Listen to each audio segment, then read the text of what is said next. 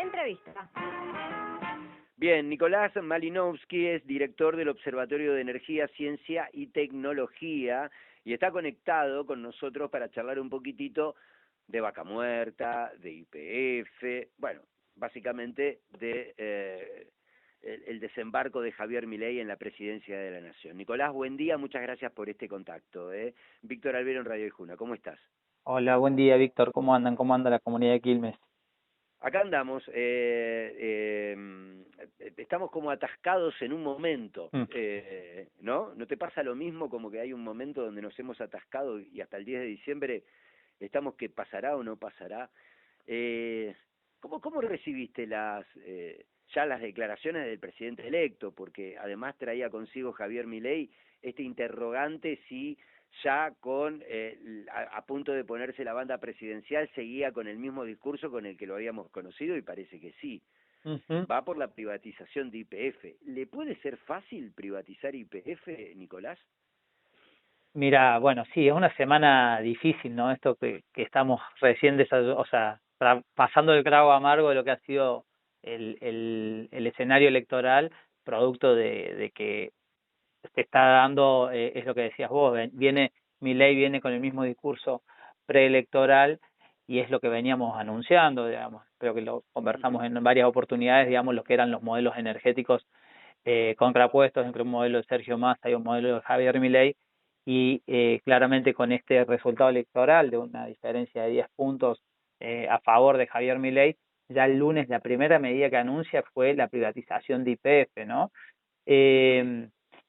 Si es fácil o no, va a depender, digamos, de la política, digamos. O sea, YPF tiene, digamos, ciertos resortes para evitar ser privatizada, ya que sus acciones estatales están dentro del Fondo de Sustentabilidad del Estado, y eso requiere a raíz de una ley en el 2015, y para sacarla de ahí requiere consensos en el Senado y en la Cámara de Diputados de 2/3, ¿no? Pero bueno, esto va a depender también cómo se realinean y se reagrupen las fuerzas políticas en la Cámara Legislativa, que seguramente el peronismo va a sufrir alguna ruptura, no sabemos cómo se va a comportar el radicalismo, el PRO, Juntos por el Cambio, si va a seguir existiendo, si va a ser una nueva alianza, digamos. O sea, Milei en eso tiene una minoría muy grande, digamos, en términos de diputados y en términos de senadores, pero sí vemos una fuerza política, un alineamiento, digamos, principalmente de todos los actores económicos y políticos que quieren llevar adelante una política neoliberal que ya se vivió, digamos, en este país, y hoy se quiere volver a repetir, ¿no? Eso es lo que más agrava, digamos. Yo esta mañana leía justo una frase de Mosconi, que fue quien llevó adelante la política petrolera cuando se empieza a descubrir allá por 1907 el petróleo en Comodoro y Rivadavia. Decía: entregar nuestro petróleo es como entregar nuestra bandera, ¿no? Y bueno, hoy vemos con mucha preocupación lo que es la entrega de YPF y lo que puede significar esto en el contexto, primero, la pérdida de soberanía, ¿no? O sea, nosotros logramos recuperar YPF recién en el 2012, con después de muchas pérdidas, digamos, y después de haber llegado a una situación acuciante luego de la privatización, de tener un déficit energético muy fuerte que recién lo empezamos, o sea, imagínate, la recuperamos en 2012 y 11 años después recién empezamos a revertir la situación del déficit energético, producto de la desmantelación y de la desregularización del sector energético. Y ahora, 20 años después de esas políticas, no, en realidad 30 años, porque fue en los 90, se vuelve, digamos, a esas políticas neoliberales de Estado mínimo y todo que lo coordine, la planificación, todo sea de la mano del libre mercado, de la mano empresarial. Entonces, bueno, es preocupante porque esto va a traer claramente un saqueo, digamos, en el sector energético de nuestro país, a raíz de la venta o el control. O sea, porque al principio, primero dijo que la iba a vender rápidamente y después dijo que la iba a reordenar, y han puesto, o sea, aún todavía no ha asumido claramente, esto lo vamos a ver después del 10 de diciembre, pero el hombre que suena para coordinar y reordenar, entre comillas, digamos, la empresa YPF sería Horacio Marín, que es un Hombre de Techin. representante, claro, es hombre de Techin, hombre de Paolo Roca, es el actual presidente de Tecpetrol. Entonces vamos a ver ahí o sea, qué pasa si empieza a disminuir YPF y aumentar Tecpetrol, digamos, en las áreas concesionadas de Vaca Muerta. O sea, son todas preguntas que no tienen respuesta, pero sí la tendencia va a ser a una mayor privatización y mayor participación de los sectores concentrados en la explotación de Vaca Muerta, ¿no? Que al fin y al cabo lo que buscan es cómo hacerse de ese recurso, porque hoy es el recurso que necesita el mundo para la situación energética mundial, esto que vemos, una crisis internacional de la energía, producto de las guerras bélicas, producto de los conflictos bélicos. Bueno, el petróleo es necesario, digamos, para abastecer continentes como Europa, o sea, se necesita el gas. Vaca Muerta es la segunda reserva de gas no convencional del mundo y la cuarta en petróleo, ¿no? Entonces, ahí vemos cómo están todos los intereses internacionales yendo a mirar Vaca Muerta y cómo hacerse de ese recurso para hacer los negocios internacionales que requieran, ¿no? Nicolás, en un momento hablabas de la composición del Congreso y ayer conocimos que los 10 gobernadores de Juntos por el Cambio se van a sumar al lineamiento económico que propone Javier Milei. Por ende, uno ya desprende que diputados y senadores de esas 10 provincias van a estar alineados con la política de Javier Milei. Y le presté atención a esto que decía, bueno, en el oficialismo seguramente habrá alguna ruptura. Digo, más allá que es poca, son pocas las bancadas que tiene hoy, los escaños que tiene hoy la Libertad Avanza, parece que las sociedades las puede llegar a conseguir. Digo, porque además ya cerrado con Schiaretti, que también tiene un número importante de diputados que ha sumado. Ahora bien, ¿importa allí, radica, tiene fuerza el tema de las provincias en cuanto a, por ejemplo, el gasoducto, que también habla de venderlo? ¿Se puede vender eso o las provincias tienen allí una parte después de la reforma del 94? Sí, ahí, bueno, para toda esta reforma requiere del consenso en el Senado y el consenso en las provincias que tienen recursos, ¿no? Que tienen recursos hidrocarburíferos. Pero perdóname Sí. y ubícame, Nicolás, porque la verdad que no lo recuerdo en este momento. La privatización de YPF en la época de Menem, ¿fue antes de la reforma constitucional o después? ¿Sabes que tengo esa duda? Tengo esa laguna. YPF era sociedad del Estado, pasa a ser una sociedad anónima, pero se termina de vender en el 97. La En el 97. La reforma es, estoy haciendo memoria también, La reforma del 94. La reforma, claro, la reforma es en el 94, la Constitución en el 94, pero la reforma energética es en el 92. Y ahí es donde se desregulariza ya todo el sector energético, donde se segmenta, sobre todo o sea, agua y energía, se segmenta y se pone a sujeto a privatización. YPF lo mismo. Pero creo que ahí en el 92, 93 es la transformación de sociedad del Estado, sociedad anónima, y se termina la venta en el año 97. Pero que ahí también necesitó del Congreso, ¿no? Y vemos cómo en estos momentos neoliberales de avance de políticas de derecha, políticas que van en contra, digamos, de los sectores populares, por más que haya tenido un gran consenso en el voto,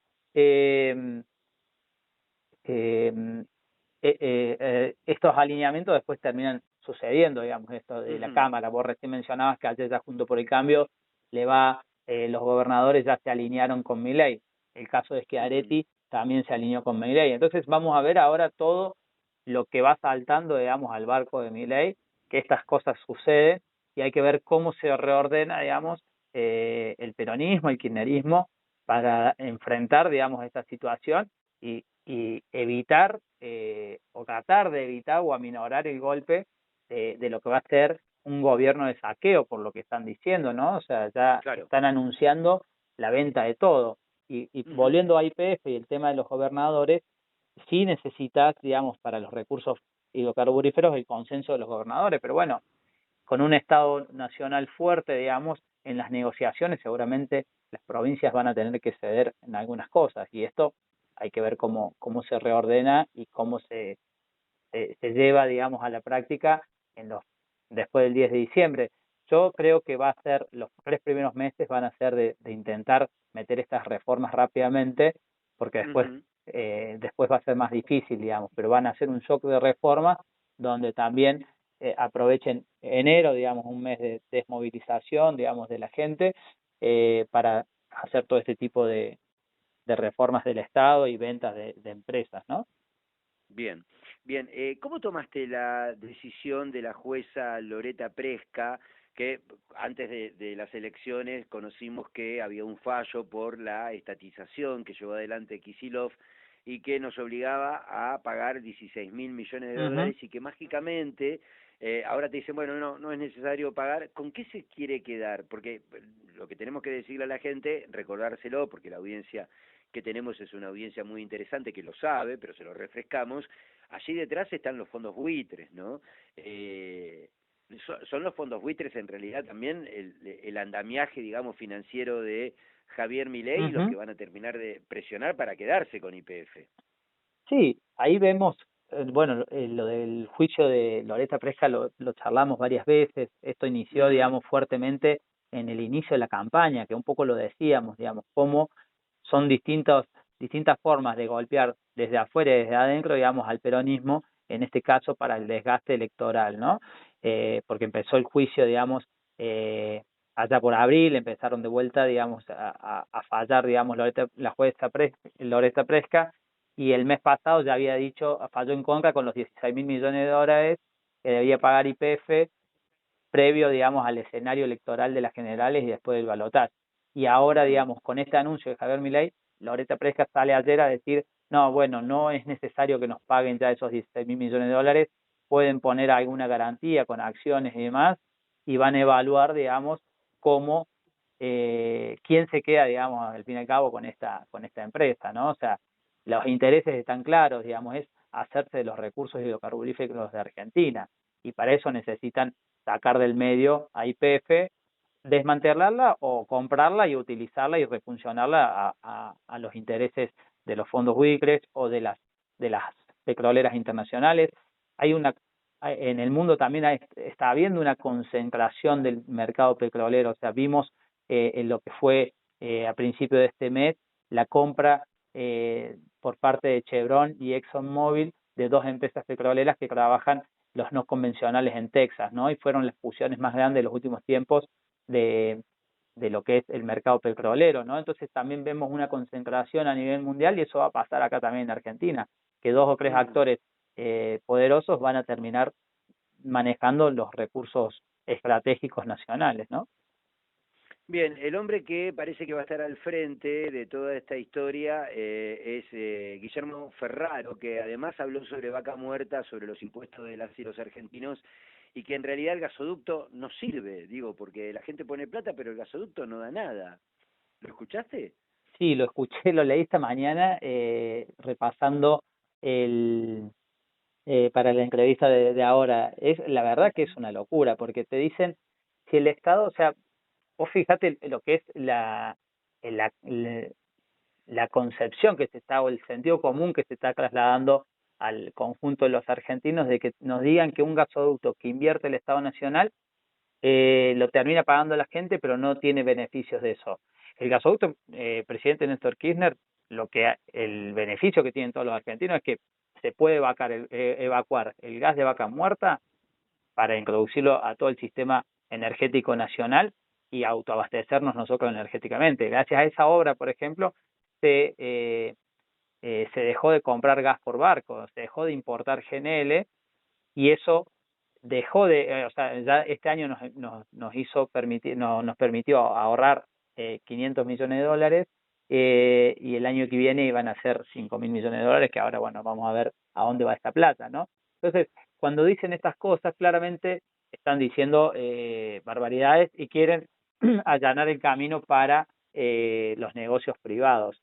Acá lo que vamos a Ujú. ver va a ser un negociado de empresas privadas donde va a haber aumento de tarifas, va a haber aumento del precio de combustible, va a haber quita de subsidios, donde va a ser un shock económico en la gente, y este tipo de consignas que saca este personaje, Guillermo Ferraro, que va a ser el superministro aparentemente, que va a tener su colorario en energía a Eduardo Chirillo, que es uno de los que trabajó con Bastos en los 90. O sea, se presentan como lo nuevo estos personajes, pero son todo el reciclaje de los años 90 del menemismo, digamos. O sea, entonces, Ujú.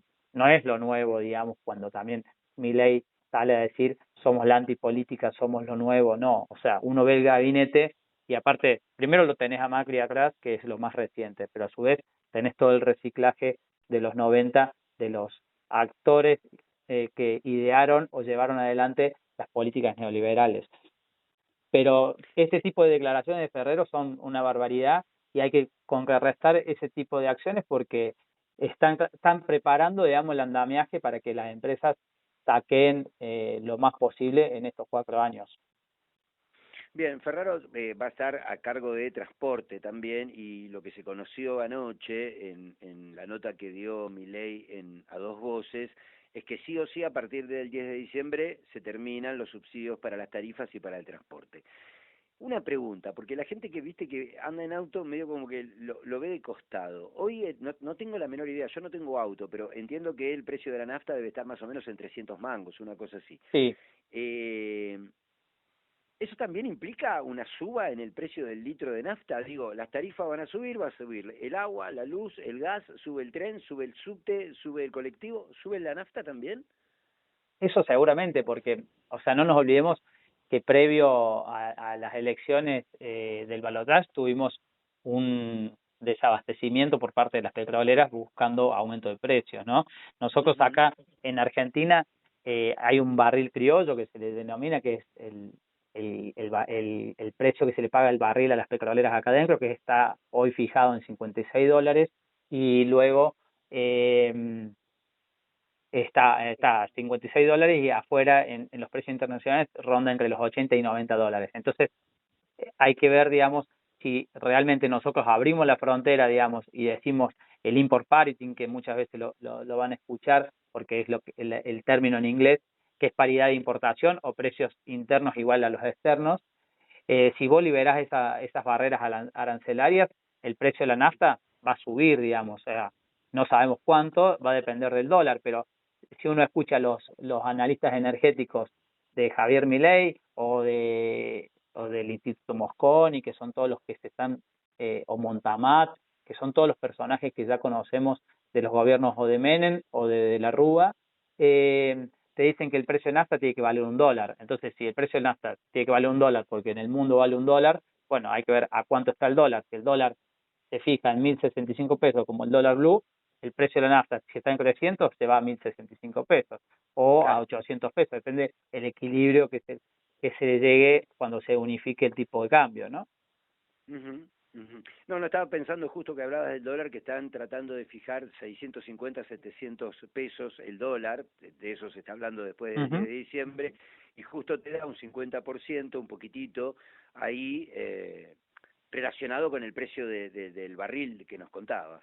Bueno, Nicolás, eh, nada, Es te tengo que agradecer por la nota. Es sorprendente que estemos hablando de esto, porque la verdad que uno no puede salir de la sorpresa y de la angustia también, ¿no? Sí, la verdad, o Eh, sea, nosotros veníamos hablando y tratando de mencionar, digamos, lo que podía significar un gobierno de Javier Milei, pero bueno, eh, claramente el peronismo no supo resolver este gobierno. Alberto Fernández jugó en contra de Cristina, ya con las declaraciones que dio esta semana, diciendo yo fui quien le hizo frente a Cristina Fernández de Kirchner, cuando Cristina planteaba en el gobierno, lo planteó en diciembre del 2020-2021, alineemos salario, y tarifas precios. y precios. Ujú. Eso no sucedió y estas son las consecuencias. Y bueno, esperemos que no se lleve adelante una política neoliberal como la que están planteando, eh, porque va a ser muy difícil recomponer. O sea, si perdemos YPF no solo perdemos vaca muerta, perdemos toda la capacidad instalada que hay ahí. YPF a su vez el reordenamiento, perdón que vuelva 2 segundos con eso, el reordenamiento de YPF que dicen es quitarle las unidades de negocio que tiene YPF. YPF tiene YPF Luz, que ahí está en el mercado del sector de generación de energía. Tiene YPF Agro, que es uno de los mayores compradores de cereales en la cartera de agro a través del intercambio con el combustible con el sector agropecuario. Tiene YPF Litio, otro negocio mirado por las multinacionales, principalmente por Elon Musk, que necesita el litio para las baterías de Tesla, que lo saludó uno de los primeros actores internacionales que saludó Javier Milei. Y por otro lado tenemos YPF Tecnología, que es ITEC, que ahí hay todo un desarrollo científico y tecnológico en conjunto con YPF, en conjunto con el CONICET y las universidades, donde se desarrollan diferentes tipos de conocimientos para todo el sector energético. Un caso emblemático es la empresa de baterías con la Universidad Nacional de La Plata. Después también cada problema que tiene o cada desafío que tiene YPF en términos de exploración y explotación de hidrocarburos, también ITEC pone al servicio, digamos, todo ese conocimiento para poder avanzar en eso, ¿no? Entonces, cuando perdemos YPF, vamos a perder todo eso también, ¿no? Y el reordenamiento que plantean es, primero, sacarse encima esos negocios y que solo YPF quede como una empresa, entre comillas, de hidrocarburos, para después avanzar sobre Vaca Muerta, ¿no? Entonces, sí, es un escenario acuciante y bueno, vamos a estar analizando todo esto y viendo cómo intentar frenar este avance de la derecha, que va a ser un avance, digamos, sobre todo el pueblo argentino, ¿no? No solo sobre esto que se dice de avanzar sobre el peronismo, no, esto, si el peronismo no logra frenarlo, los que pagan los platos rotos va a ser el pueblo en su conjunto, ¿no? Nicolás, mil gracias por estos minutos que te tomaste esta mañana. No me cabe la menor duda que vamos a hablar seguido, para ver cómo sigue esta historia, que es nuestra soberanía. Estamos hablando de nuestra soberanía. Mil gracias, Nicolás. No, gracias a ustedes, Víctor, y un saludo a toda la comunidad de Aijuna. Bien, Nicolás Malinov.